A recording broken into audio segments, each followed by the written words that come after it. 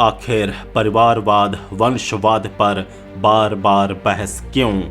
हर माता पिता चाहते हैं कि उनकी संतान आगे बढ़े। हर संतान अपने माता पिता की विरासत को आगे बढ़ाना चाहती है। नमस्कार, आजाद सिपाही विशेष में आपका स्वागत है। मैं हूं राकेश सिंह। भारत की सियासत में परिवारवाद, वंशवाद को लेकर अक्सर बहस शुरू होती है और इसकी परिणति केंद्र में गांधी नेहरू परिवार और झारखंड में सोरेन परिवार की आलोचना के साथ खत्म होती है। इस बहस के दौरान कभी इस ओर ध्यान नहीं दिया जाता है कि इंसानी सभ्यता के शुरुआती दौर से ही परिवारवाद और वंशवाद की प्रथा की शुरुआत हुई थी। दूसरे शब्दों में, अपने परिवार और वंश को आगे बढ़ता देखना इंसान ही नहीं, हर जीवित प्राणी की फितरत होती है।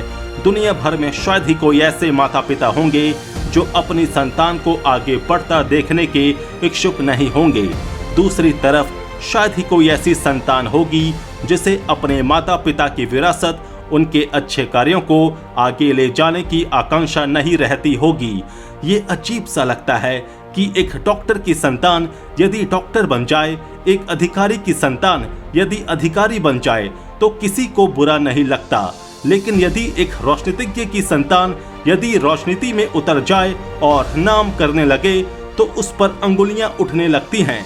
आखिर ऐसा क्यों होता है कि एक प्रोफेसर के घर के 4 सदस्य प्रोफेसर बन जाते हैं तो उस परिवार की मिसाल दी जाती है, लेकिन यदि एक राजनीतिज्ञ के परिवार के 4 लोग नेता बन जाते हैं तो उस पर परिवारवाद, वंशवाद का आरोप लगने लगता है। अब इस मानसिकता को बदलने का समय आ गया है।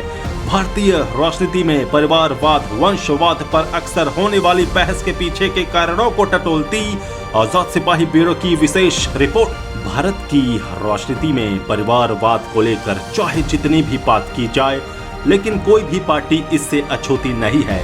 फिर भी भारत जैसे इतने बड़े लोकतंत्र में वंशवाद का मुद्दा बार बार क्यों उठता रहता है? राजनीति में आखिर क्यों वंशवाद को गलत नजरों से देखा जाता है? राजनीति में वंशवाद की बहस काफी पुरानी है और दुनिया के बहुत सारे देशों में भी यही कहानी है। यहाँ तक कि कुछ अपवादों को छोड़कर प्राचीन काल में भी राजाओं के पुत्र ही राजा और सम्राटों के पुत्र ही सम्राट होते थे, लेकिन हमारे देश की सियासत में इसे हमेशा गलत निगाहों से देखा जाता है। ये भी एक हकीकत है कि भारत में लगभग हर राजनीतिक दल में परिवारवाद का बोलबाला है, चाहे वो राष्ट्रीय दल हो या फिर क्षेत्रीय। राष्ट्रीय पार्टियां भाजपा और कांग्रेस तो परिवारवाद से बुरी तरह प्रभावित हैं ही, अधिकांश क्षेत्रीय दलों में भी यही स्थिति है।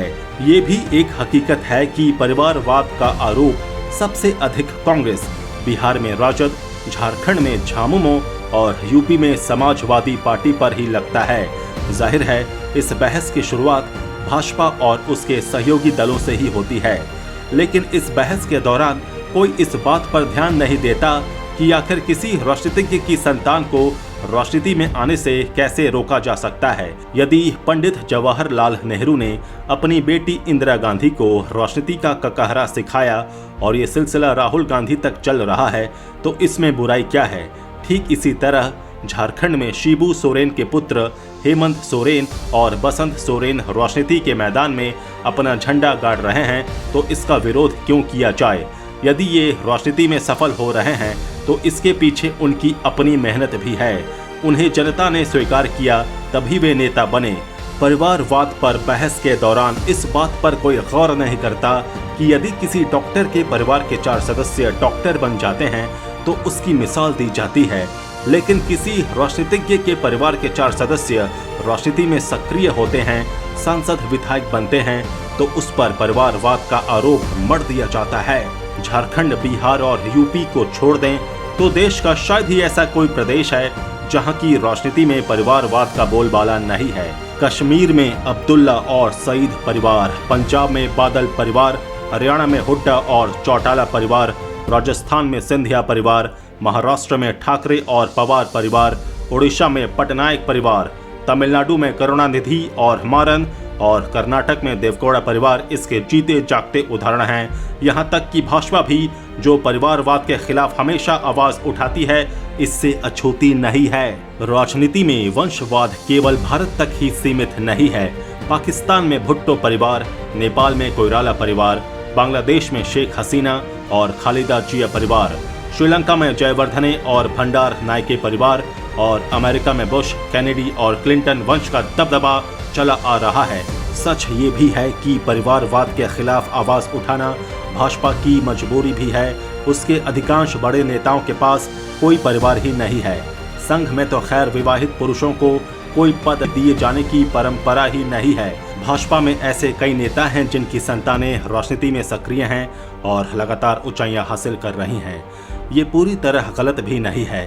हर माता पिता का लक्ष्य होता है कि उसकी संतान जीवन के उस क्षेत्र में आगे बढ़े जो उसे पसंद है, और यदि संतान ऐसा करती है तो माता पिता को गर्व का अनुभव होता है। यदि एक उद्योगपति की संतान को अपने पिता के उद्योग को आगे ले जाने पर शाबाशी मिलती है, तो फिर एक राजनीतिज्ञ की संतान यदि अपने माता पिता से आगे बढ़ती है तो उसे गलत निगाहों से क्यों देखा जाता है। इसलिए अब जरूरत इस नजरिए को बदलने की है।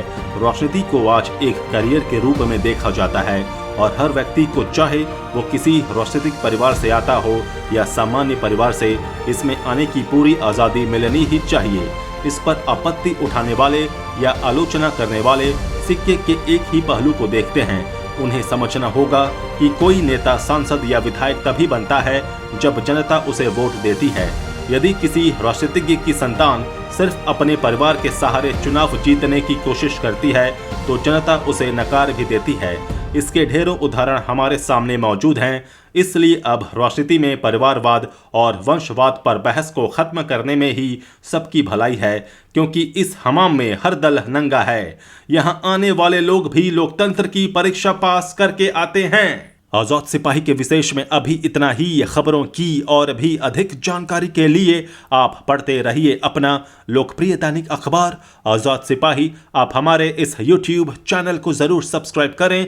आप हमारे Facebook पेज को भी जरूर लाइक करें। जुड़े रहिए आजाद सिपाही के साथ। धन्यवाद।